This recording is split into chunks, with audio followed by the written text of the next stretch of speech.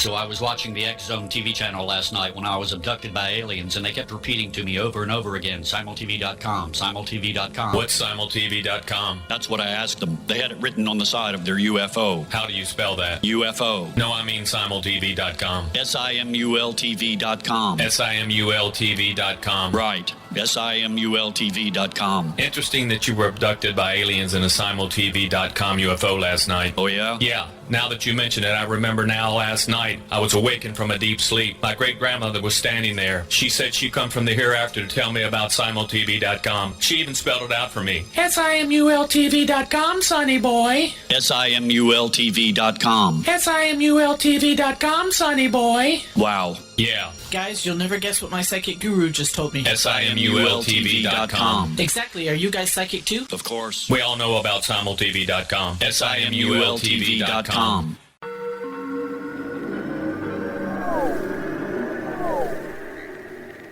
Roswell in the 21st century is a detailed re-examination of the Roswell UFO crash case. I have studied the evidence for more than 30 years, and I now put that evidence under a microscope in a cold case examination of the facts. These facts might not please everyone. They are based on my comprehensive investigation that took years to complete, but they do lead to the conclusion that whatever fell was not built on Earth. The Best of Project Blue Book is based on the 22-year-long investigation conducted by the Air Force. But the book goes far beyond that, bringing in evidence that was uncovered long after Project Blue Book was ordered terminated. Using facts that were unavailable to the Air Force investigators, I was able to prove that the Air Force manipulated the data and drew unrealistic conclusions about the UFO sightings reported to them. My different perspective shows there was more to Project Blue Book than even the Air Force knew. Both books are available at Amazon.com. Join Patty Conklin and Healing Within Radio each week. More than entertainment, Healing Within offers educational, useful tools for everyday life. Listen for help overcoming fear, anxiety, and depression. Patty knows about eliminating cancer, MS, dementia, Parkinson's, and a host of illnesses that we face every day. Life can be good. Life is good. All you need are simple tools to start changing your life. Start right now by visiting pattyconklin.com, PATTICONKLIN. No matter where you are in the world, you can work with Patty through Skype, phone, or in person, visiting one of her retreats in Georgia. Visit pattyconklin.com today or call our offices at 404-474-0086. That's pattyconklin.com or call 404-474-0086.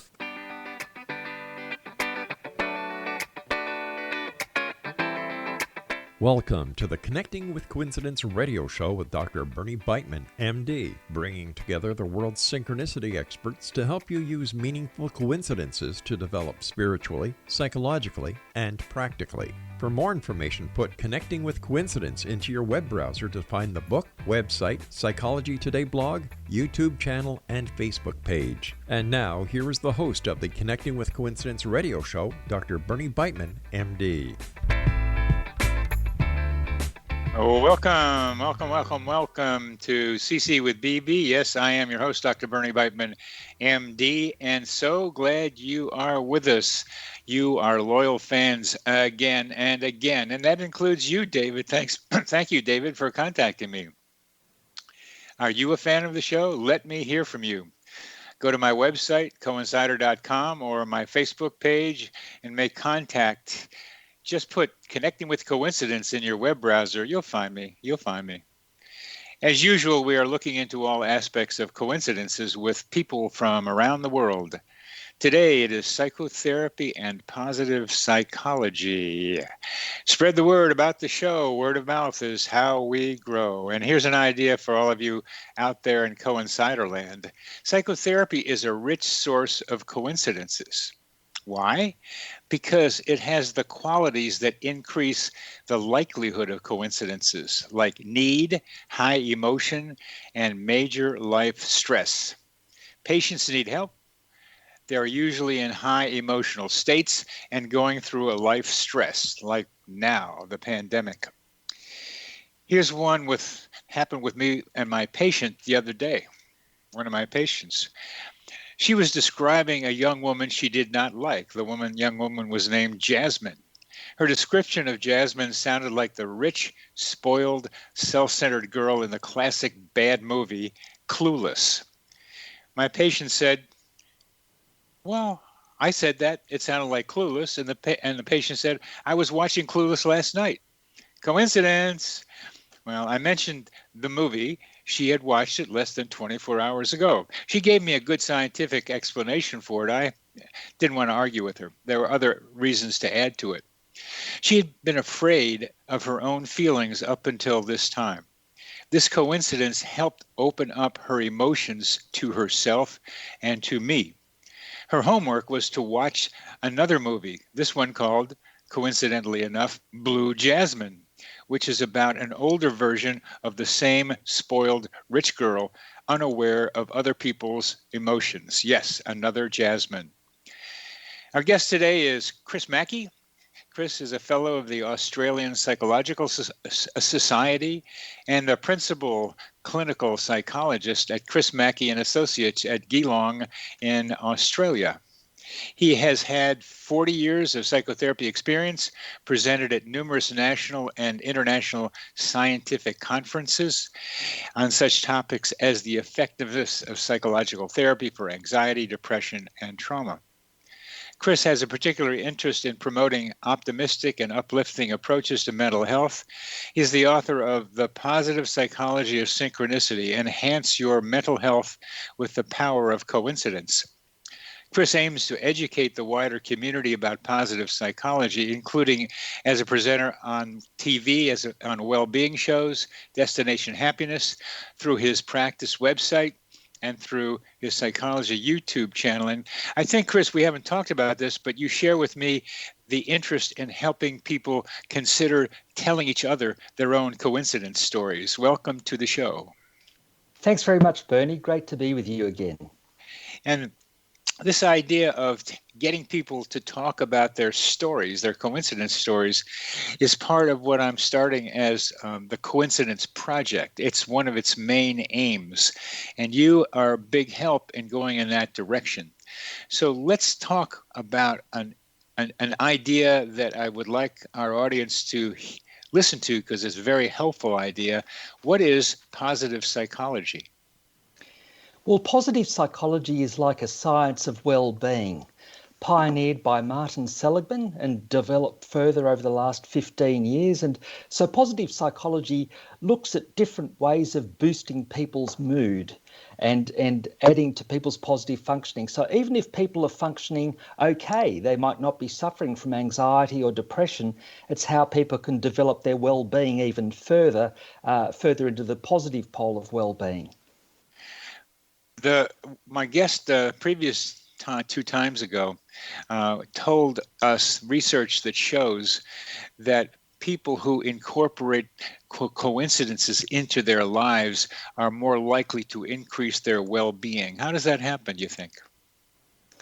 Well, look, I think that there are a number of ways that can boost our mood and engagement in different things that we're doing. So if I look at the positive psychology model of PERMA, anything that boosts our PERMA, P-E-R-M-A, is good for our well-being. So the P relates to positive affect, the E relates to engagement, the R relates to relationships, M relates to meaning, and A relates to achievement.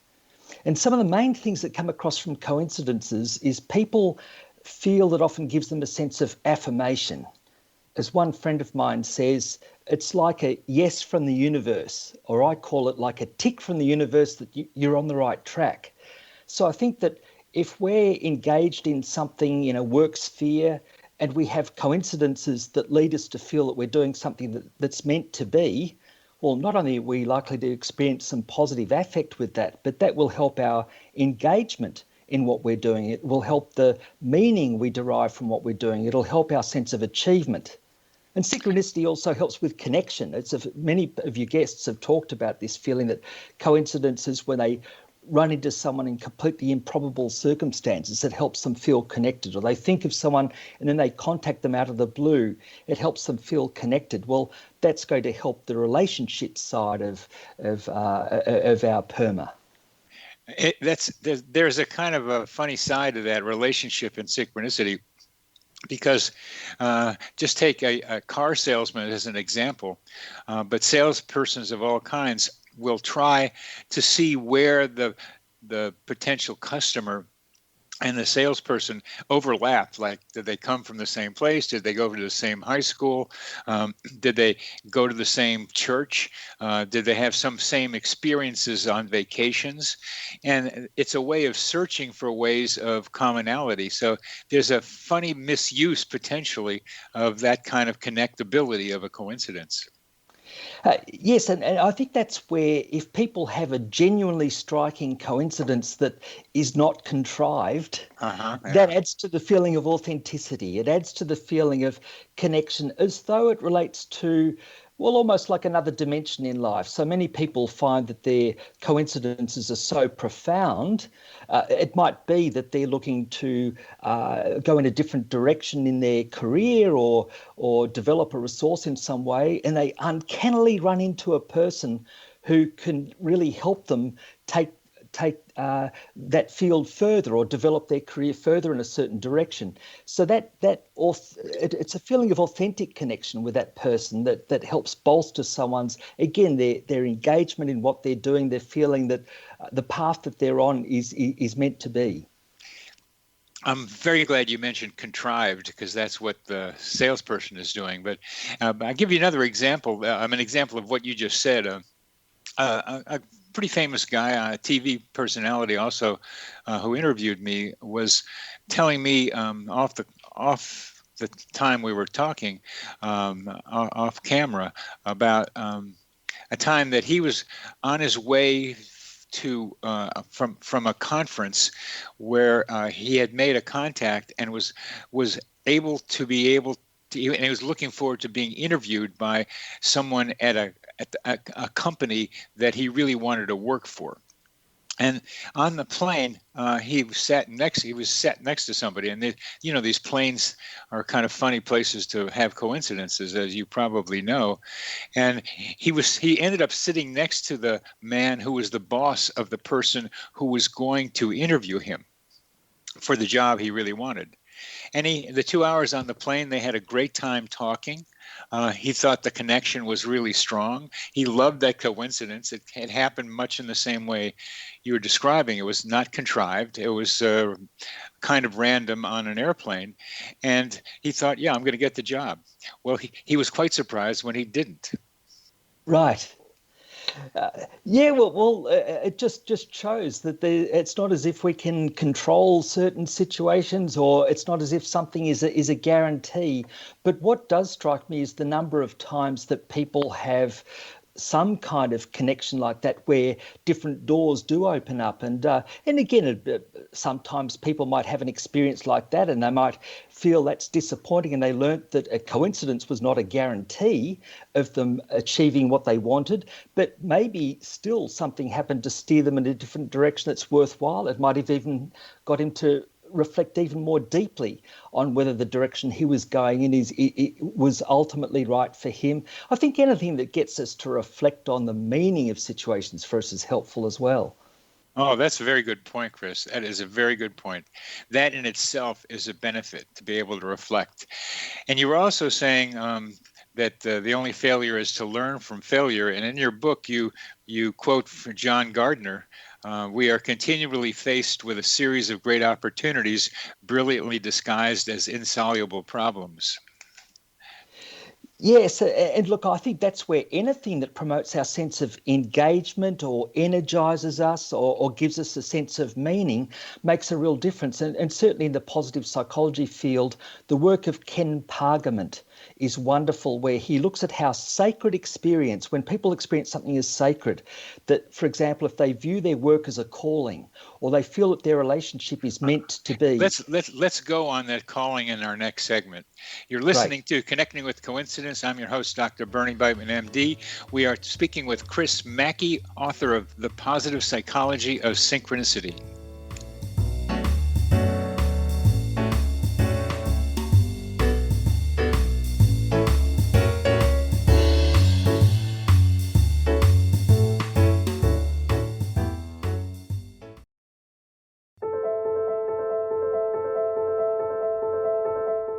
Are you looking for psychic services that empower as well as provide accurate information? Jenny is a third-generation psychic with extensive esoteric training. A practicing professional intuitive for over 30 years, her accuracy is astounding. While most psychics can read what will happen to you if you don't change directions, Jenny understands the future is subjective. While there is a river of time we all traverse, that river has many waves, eddies, currents, and tributaries from which to choose. With Jen E as your guide, you can explore the many possible outcomes in the river of time and navigate your course to the one of your liking. Take control of your future. Book your life-changing session with Jenny today at www.gen-e.net. That's www.gen-e.net.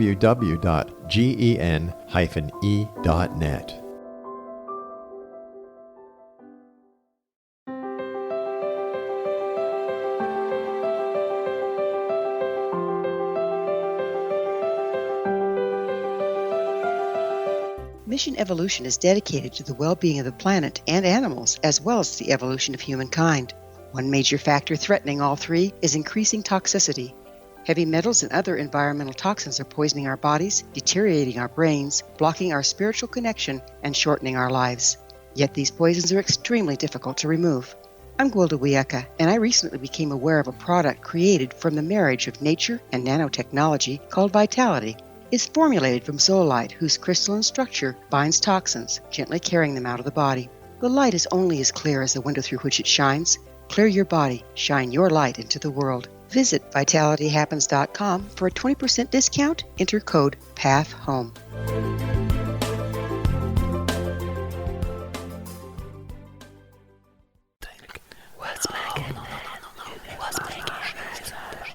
In the mid-1990s, I was approached by a young woman who believed she'd been abducted by alien creatures.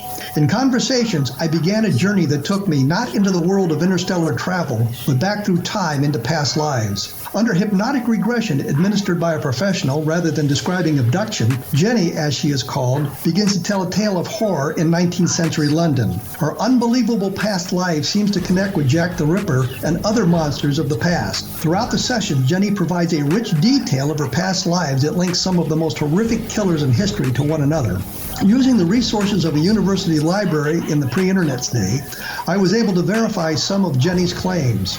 She has knowledge that wasn't readily available to a suburban housewife. Does this prove the reality of her tales? Conversations attempts to answer that and other provocative questions. Conversations is available at Amazon.com.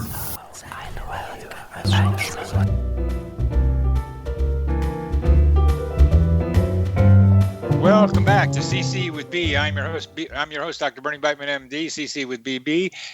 And we are talking with Chris Mackey, author of The Positive Psychology of Synchronicity. Chris, we were talking about spirituality and meaning in the end of the last segment. Could you tell us more about that and your own personal experiences with that?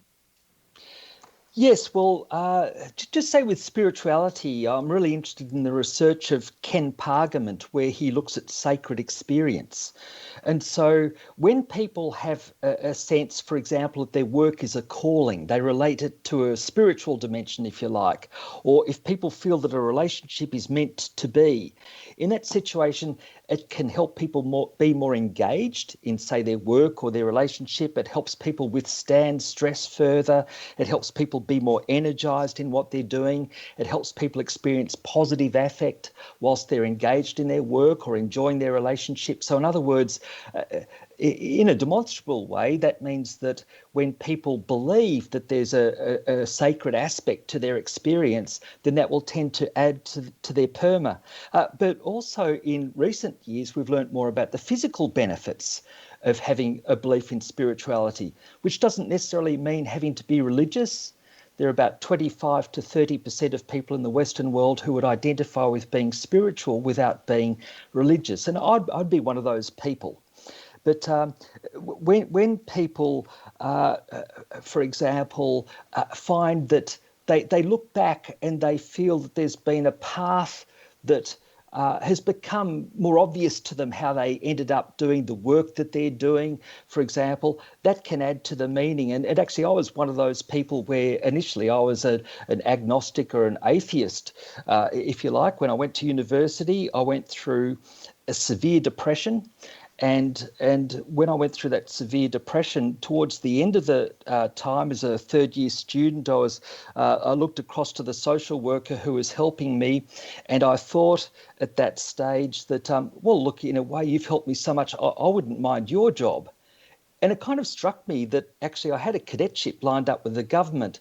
This was actually in fourth year when I finished with her, and I realised that I actually was likely to work in a psychiatric hospital with this scholarship that I had.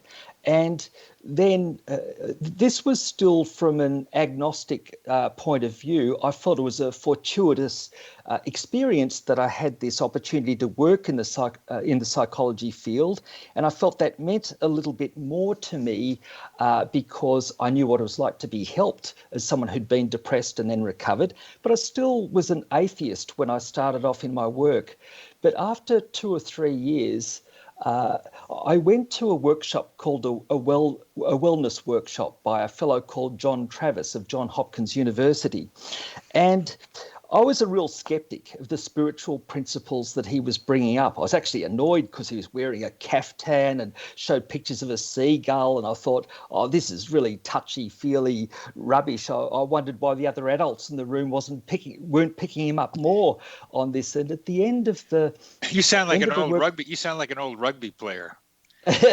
Okay, well, towards the end, I did used to play rugby, funnily enough, but towards the end of this workshop, he said to me, look, I know that you might not be convinced by what I've been saying, but many scientists have turned to religion. You might be interested in that, and you might be interested in reading about this book called The Aquarian Conspiracy, which describes some of the overlap in principles between science and religion, including in quantum physics. That piqued my interest. I read the book. About 60 pages in, it had reference to synchronicity, and I experienced this explosion of synchronicity in my everyday life and with my clients over the next couple of weeks. Wait a minute. So here you read about synchronicity and the Aquarian conspiracy, and then you began experiencing an explosion of synchronicities. How do you understand that one, Chris? Well, it was just... Initially, it was unfathomable, but that led to a real, paradigm change in my own thinking, because one day I saw six clients, and each of the 6 clients reported synchronicity to me completely spontaneously. Wow. For example, one client was a very alienated young woman, very socially isolated. And I'd said to her the previous week, I'd asked her if she'd heard the expression, "No man is an island." Now, she hadn't heard that expression, but she came back the following week and she said, look, you wouldn't believe this. My mother's just started a creative writing course, which was unusual in itself because her mother was a very rigid woman with whom she had a lot of conflict. And the mother was given a task to write an essay that she couldn't do and asked the daughter to write it for her. The topic was "No man is an island." That is a good one. That is a good one. There were 6 people out of 6 on that day. That's one of the most memorable ones, but several others were towards that order, and I thought, hey, I've got to revise my idea here. Yeah, you need to revise your idea, but I think you're talking about something that's very, very important that has not been paid enough attention to. 2 things. One is that you suddenly had a burst of synchronicities, and the second is that a lot of them happened during psychotherapy. And these are 2 questions that are very important for our audience to understand and recognize, and particularly the second one about psychotherapists, because I would like to see psychotherapists become more tuned in to the possibility of coincidences during psychotherapy and start integrating them into the psychotherapeutic process. What do you think of that? I very much agree with that. And there was, I think, a relatively recent British study with counsellors, I think about 200 counsellors, where 44% of them described that they'd experienced synchronicity in a session with a client, and about two-thirds. It was a very general description of synchronicity. There weren't much details in that study, as I recall. Yes. So, and I've seen dissertations unpublished by psychology graduate students talking about coincidences during psychotherapy. But I'm talking with you, who is an experienced psychotherapist who gets out there and gives speeches to people, is on the radio, who loves psychotherapy, sees the tremendous value in it from your own experience as well as the people that you've helped. How do we bring your kinds of experiences to the awareness of therapists themselves, so that we not only say they happen, but how they happen and how they can be used in therapy? Well, I think it's by telling stories, which is what you're interested in. And that's one reason why I wanted to include that in my book, a couple of chapters of client stories, because some of them are very compelling. And even at a simple level, one woman who is in a very problematic relationship, and she had this dream of a woman's voice saying, go and look on top of this cupboard when she was staying in her boyfriend's house. Look on top of a cupboard in the bathroom. There'll be some papers there. And then the next morning she wakes up and she wasn't going to do it. It sounds too weird to follow this dream, but she feels like there's this voice saying, go and look on top of the cupboard. She looks on this cupboard. There's some clothes there. She lifts up the clothes. She finds a docket underneath them that showed us a hotel receipt, and it was actually evidence that her boyfriend was having an affair with someone else. Wow. And so it was only by following her premonition, like she predicted this. It was like a prophecy, if you like, that she was almost like a reluctant participant in this, but it was such a compelling feeling. She followed it through, and there was the evidence that helped to break up from that relationship. Wow. That is something where you can tell there is where something exists in a dream, and then go there. I've heard of people dreaming of a lost book somewhere and finding it out there in the grass in no place. The ability to get to places we don't know, get to places and know the places without knowing how we got there, I call human GPS. This is a kind of like dream version of the same thing, to find something that's helpful to somebody else. Those are the kinds of things I like to catalog. And you're describing what you heard and what happened. How do you use coincidences as a psychotherapeutic aid? Well, one thing, to take that person's story further, it had a huge turnaround in her life when she realized that I would listen to weird experiences. I'd listen to coincidences. And then she told me one evening she'd been going to bed, and just when she went to bed, she saw this apparition of like a little old man with hobnail boots and very old clothing on. It seemed very weird, but she'd been looking for evidence from her family roots.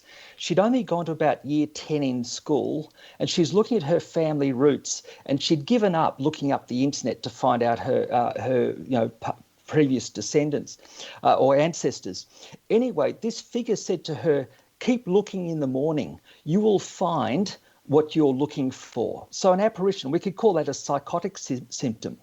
But the next morning, she woke up, she went back to the internet, and she found evidence of ancestors who were very academic, who'd achieved great things educationally, and that led her to think, hey, maybe I can do further study. So she went from these troubled relationships and all sorts of distress. She would have had a lot of borderline personality symptoms, complicated personality difficulties. She went back to study. She completed the course in a particular profession. I heard from her about 6 months ago, and in almost rapid time, within a few years, she'd achieved a senior position in a health professional field. She wouldn't have told me that story if I hadn't shown an openness to hearing about coincidences. Very important. Very important. And I think what you just said, by having that image of the docket on top of the cabinet, not sure what it was. She learned to be, and it worked, she learned to trust her own intuition, to be able to tune in and trust what she heard from herself. You're listening to Connecting with Coincidence. I am your host, Dr. Bernie Beitman, MD. We are talking with Chris Mackey, who is the author of The Positive Psychology of Synchronicity.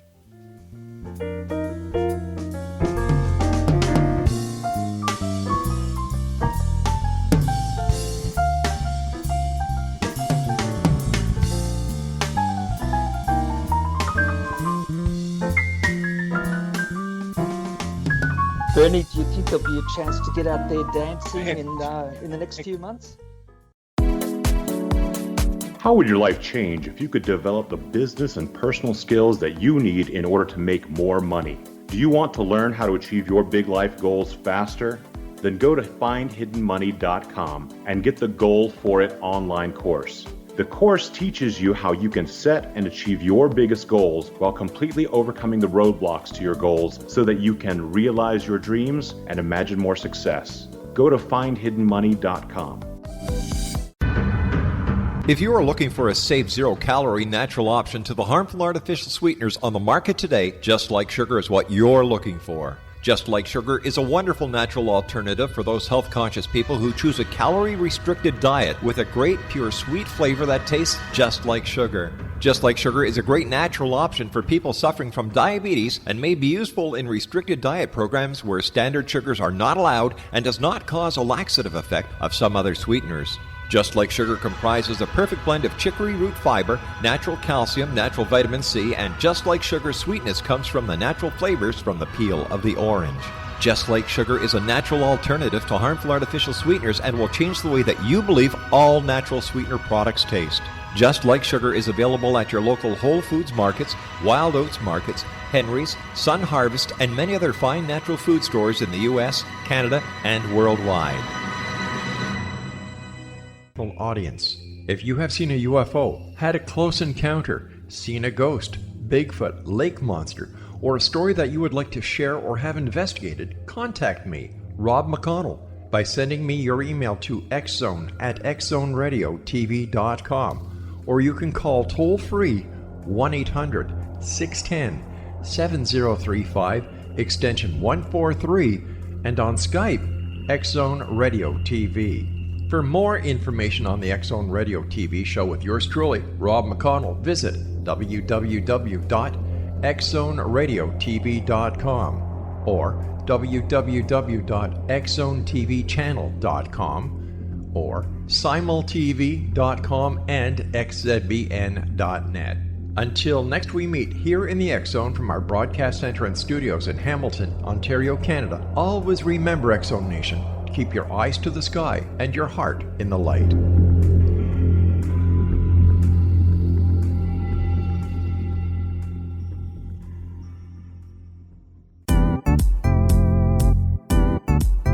Memorable dynamic presentations are a not-so-secret weapon in the business world. Do you have a powerful message that must be shared, but you haven't found a way to deliver that message? Do you want to be known as a top public speaker who gets amazing results? Are you ready to create and deliver your powerful message? Thomas Hides can help you create and deliver your speech to get the results you desire. Visit iconquality.com.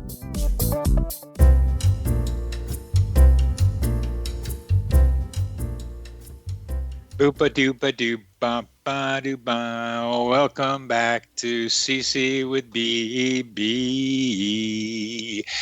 We're talking with Chris Mackey, author of The Positive Psychology of Synchronicity. And Chris, you are just such a fan of the benefit of coincidences. It's remarkably clear that you are and that you use them. For some reason, you make me think about how sometimes they're not so great, that sometimes they can be problematic.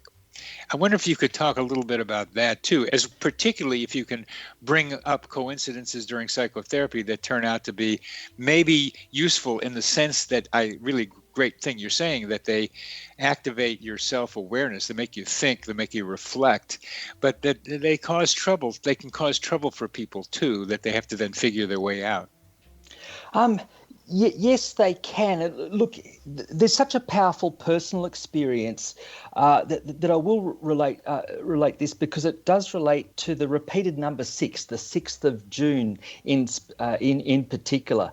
And the darkest experience I had in my life resonated around a coincidence of numbers at 6 o'clock on the 6th of June. But the first part of the story is after I'd experienced that explosion of coincidences. Not long after that, I met a girlfriend, then who became my wife.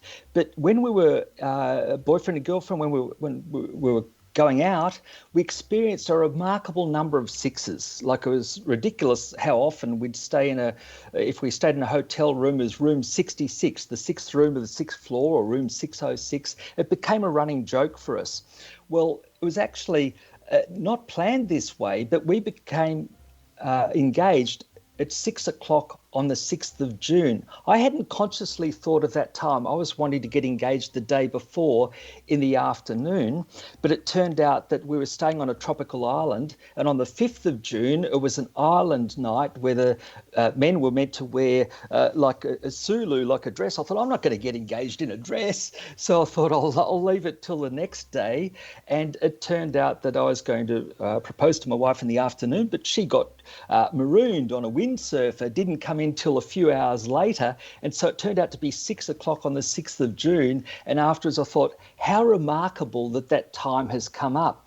But that felt to me affirming of our relationship. When I realised how it had turned out, I felt our relationship was partly meant to be. But 6 years later, I was admitted to a psychiatric hospital after I'd become severely depressed. And I wasn't very oriented to time or the date at the time. This is not something that you really plan, the timing of going into a psychiatric hospital, certainly in any conscious way. It was 6 o'clock on the 6th of June. Now, that was very dark. And at that stage, like when people are severely depressed, I thought I would never get well again. Just to be clear, 6 o'clock on the 6th of June, 6 years previous to that, you proposed to your wife. Exactly. So there's a way in which you put in a lot of details. So I have to bring out the major major forms you're talking about. I don't mean this particularly as a criticism, although it may sound like it. It's when people tell coincidence stories, they often add more details than the listener can be able to absorb. Because they're so caught up in remembering the delight and the emotion of the experience. So I am trying to encourage people not just to tell coincidence stories, but to tell them in a way that keeps the listener more in mind. Because the details that you're telling me right now are somewhat overwhelming of the major points you're trying to make. That's a good point, Bernie. And it gets across the experience is so numinous, like so otherworldly, that people will be very much relating to the details of their experience, but there's this archetypal theme, if you like, in the background. And in this case, it's of, say, the repeated 6s representing to me the bookends of heaven, like getting engaged, and hell, being admitted to a psychiatric hospital on earth. But the darkness of that latter experience, that at that point I felt my life was over. But as I was gradually recovering, I still felt that there was some meaning in these repeated 6s. And it gave me a hint as I was recovering that maybe the dark depths of that expression, that experience of depression, and what I learned from going through it was likely to be valuable in some way in my future. And so it has turned out. And let's just do that a little slower too, because I think you're doing what we need to have happen. That Chris Mackey has had a series of events involving the number 6. He and his wife would stay in a hotel room that had the number 6 on it. They would notice them in other ways, but the June ones, the bookends of June, of the making the proposal to her accepting it, and then on the same date, 6 years later, 6/6, June 6th, you go to a psychiatric hospital. So your mind has been brought to pay attention to sixes. And I think you also said in your book that you were wondering whether you should marry her or not, and you didn't know how spiritual she might be, but she then got into the six numbers, paying attention to the six with you, and that helped confirm the idea that you wanted to marry her. Yes, and specifically by us both looking at a matchbox one day, and she pointed out to me that look at that matchbox, which was a redhead's matchbox. It used to always have the cover of a redheaded woman. And at this time, it had a playing cards series on the matchbox, and the matchbox cover was the Six of Hearts. That's good. And what did she say to that? She just basically said, look at that. And I was struck because I'd been, I could have been accused of reading sixes into everything, looking out for sixes all over the place. However, I missed such an obvious sign in front of my nose, but I'd had this feeling in the previous week. I had a strong premonition that something would happen that would give me an indication of whether she was the right person for me. And I felt that by her pointing that out to me, it showed a kind of openness to transpersonal experience on her part. I understand. What I didn't understand from reading about this is that you were known as the guy who looked for sixes, that you were looking for them in lots of different places. Is that what you were saying? Well, to me as a scientist, I internally thought I could have been, if you like, accused of that, so to speak. Yeah. So it was remarkable that I missed something so obvious. I thought it added to the neatness of the As a message. scientist, were you looking for sixes up until that point? Look, I don't think so. I'm interested in statistics and all the rest of it. So I was interested that when I wrote about that hotel room, the sixes in my first edition of the book, the next hotel room we stayed in together, it was a hotel of 300 rooms, and we were allocated room 606. Yeah. Yeah, and that you have to pay attention to those. And I have trouble with all the numbers that are around, like in a hotel or on license plates or in advertising or just on a clock, that we can find the numbers we are looking for if we are looking for them. But then from all that morass of numbers emerges some numbers that appear to be regularly recurring, at least from our perspective. How do you distinguish between those two poles? Look, I think, again, it's partly to do with intuition and, dare I say, a level of awareness. Every now and then I find myself thinking about something which it almost feels a little bit more contrived. I want something to work out a certain way or whatever, and that rarely has the kind of impact. There are other times where something just hits you between the eyes, like that Six of Hearts on the matchbox, and it just feels so deeply authentic. It resonates in a certain kind of way. But then I explore the meaning further, and I was interested when I did look up numerology that I'd never paid much attention to. Again, when I was writing the first edition, I found that 6 was the only number I could see on the list that related to love.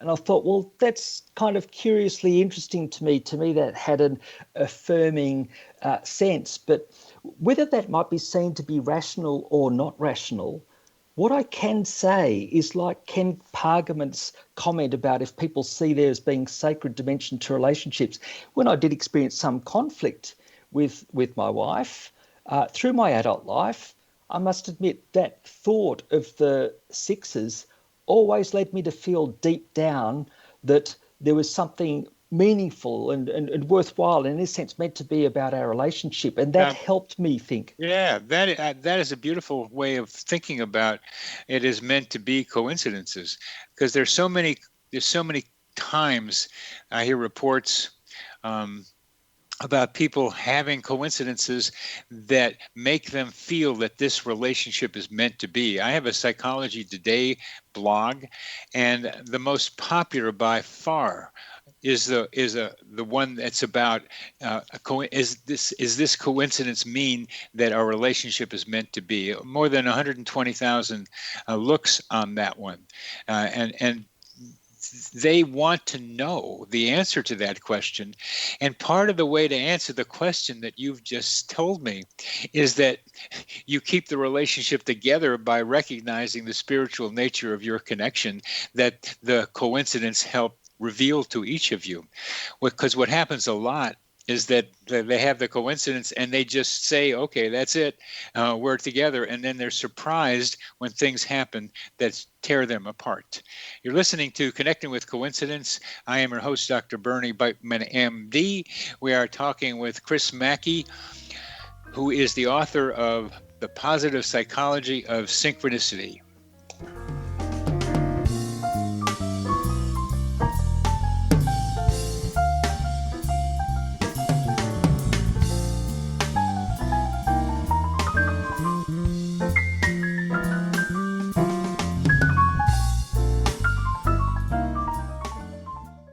Watching the X Zone TV channel last night when I was abducted by aliens, and they kept repeating to me over and over again, simultv.com, simultv.com. What's simultv.com? That's what I asked them. They had it written on the side of their UFO. How do you spell that? UFO. No, I mean simultv.com. simultv.com. simultv.com. Right. simultv.com. Interesting that you were abducted by aliens in a simultv.com UFO last night. Oh, yeah? Yeah. Now that you mention it, I remember now last night I was awakened from a deep sleep. My great-grandmother was standing there. She said she come from the hereafter to tell me about simultv.com. She even spelled it out for me. simultv.com, sonny boy. simultv.com. simultv.com, sonny boy. Wow. Yeah. Guys, you'll never guess what my psychic guru just told me. simultv.com. Exactly. Are you guys psychic too? Of course. We all know about simultv.com. simultv.com.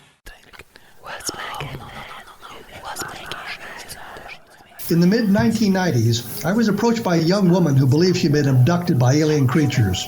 In conversations, I began a journey that took me not into the world of interstellar travel, but back through time into past lives. Under hypnotic regression administered by a professional rather than describing abduction, Jenny, as she is called, begins to tell a tale of horror in 19th century London. Her unbelievable past life seems to connect with Jack the Ripper and other monsters of the past. Throughout the session, Jenny provides a rich detail of her past lives that links some of the most horrific killers in history to one another. Using the resources of a university library in the pre-internet day, I was able to verify some of Jenny's claims. She has knowledge that wasn't readily available to a suburban housewife. Does this prove the reality of her tales? Conversations attempts to answer that and other provocative questions. Conversations is available at Amazon.com.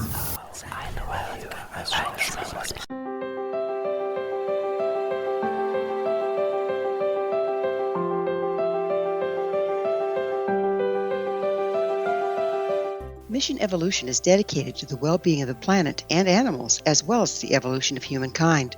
One major factor threatening all three is increasing toxicity. Heavy metals and other environmental toxins are poisoning our bodies, deteriorating our brains, blocking our spiritual connection, and shortening our lives. Yet these poisons are extremely difficult to remove. I'm Gwilda Wiyaka, and I recently became aware of a product created from the marriage of nature and nanotechnology called Vitality.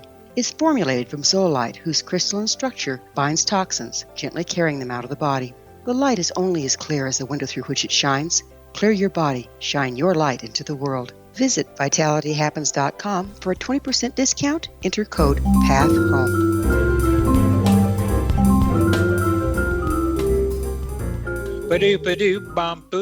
Welcome back to CC with BB. I am your host, your singing host. I can do more than that. Dr. Bernie Beitman, MD. And yes, we're CC with BB, and we're talking with Chris Mackey. And during the break, we came up with an interesting question for Chris that I think is so compelling, that Chris's sixes can be thought of as Chris seeking meaning out of what's the numbers around him. And it's what he's doing with it that's so much important and what makes it something.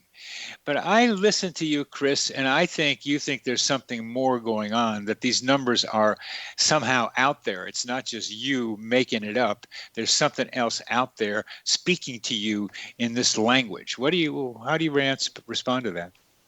Yes, I think there is something more objective to that. And look, I might give another example, which I think people will relate to practically, how this to me, this could seem more externally motivating. In my book, The Positive Psychology of Synchronicity, I look to relate, I talk about how the mental health field could develop further. And I look to link the field of psychology with synchronicity, which is a kind of paranormal phenomenon, and quantum physics, because I think that synchronicity relates to, I'll call it psychic entanglement, might come back to that later, but with quantum physics and shamanism or traditional healing. It turns out they all have the same symbol of psi.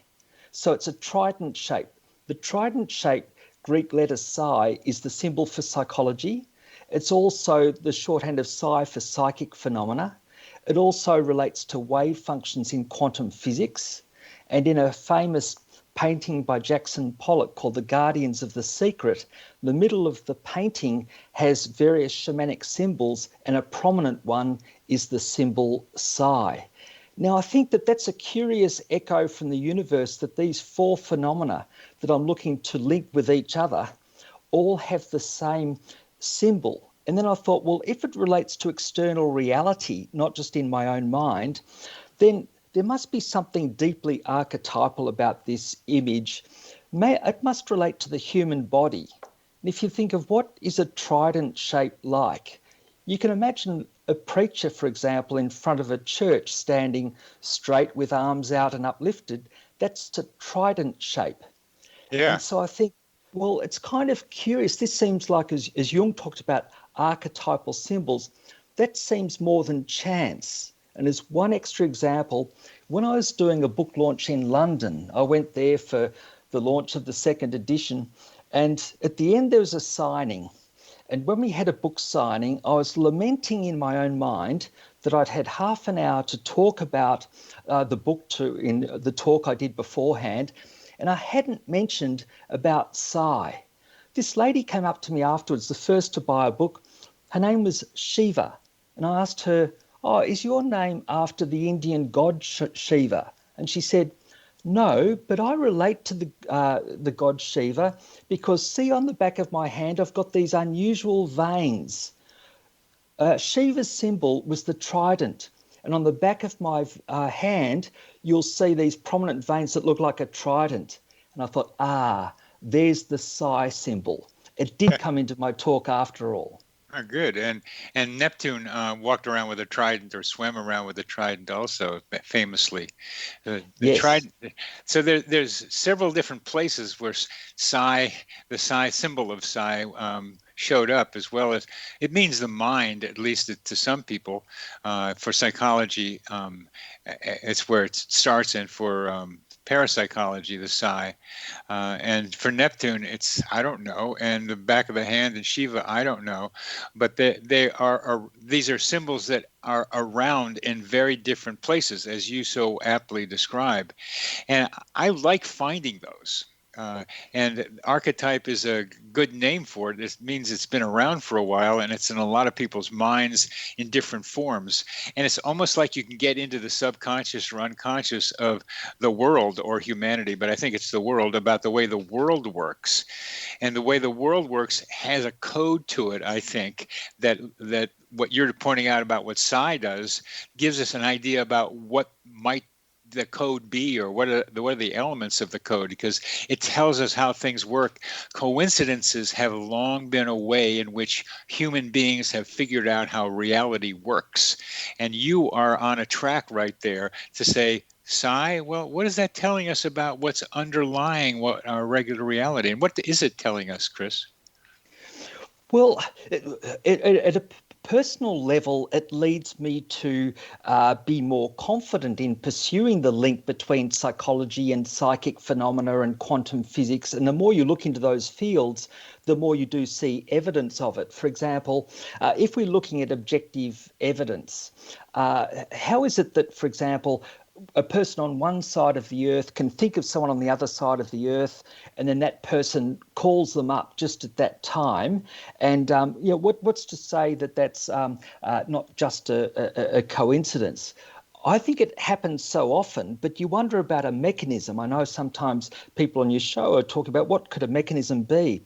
Well, what strikes me is in the field of physics and quantum physics, they've discovered a principle and confirmed a principle called entanglement, which means that if you get two, for example, electrons that interact with each other and can separate them from one end of the earth to the other. Now, I don't know exactly how they physically do that, but they've demonstrated that you have these, like say, particles in contact with each other, separate them from one part of the earth to the other, and then if something affects the, for example, spin of one electron at that instantaneous moment, without any time between them at all, the twinned particle has a complementary adjustment in its spin.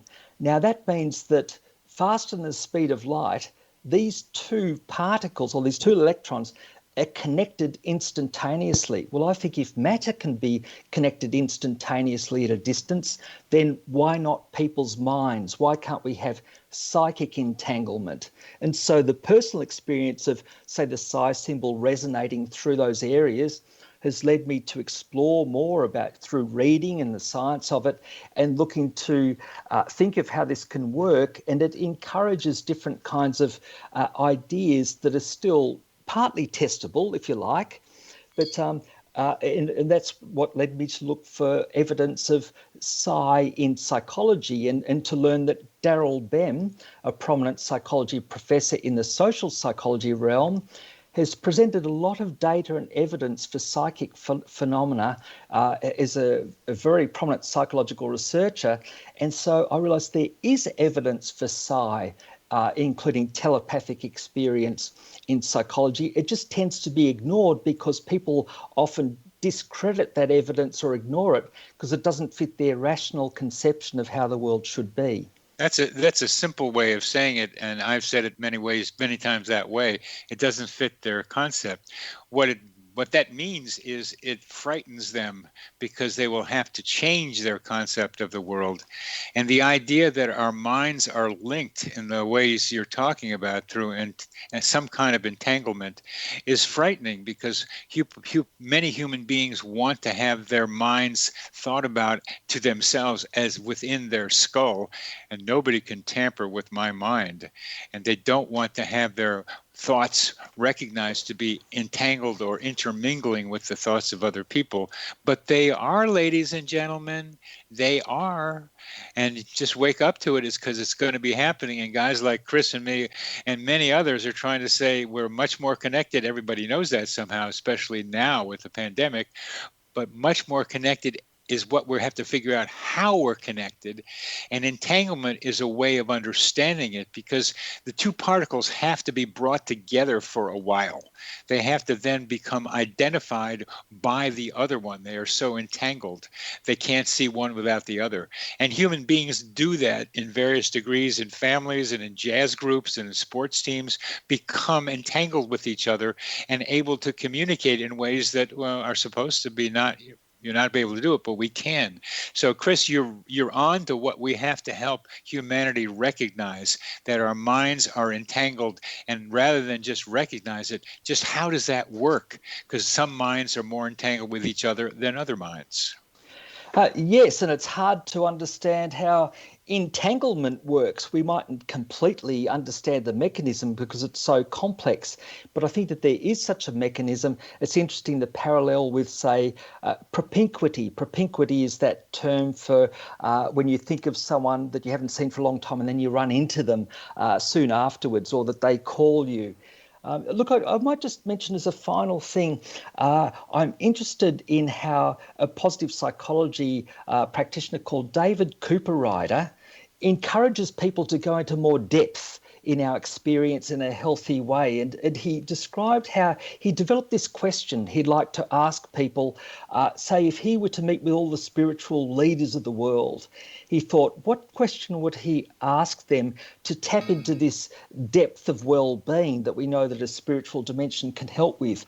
And he thought about this. He thought he'd like to ask people the question, Can you share a story of a moment or a period of time when clarity about your life purpose emerged for you?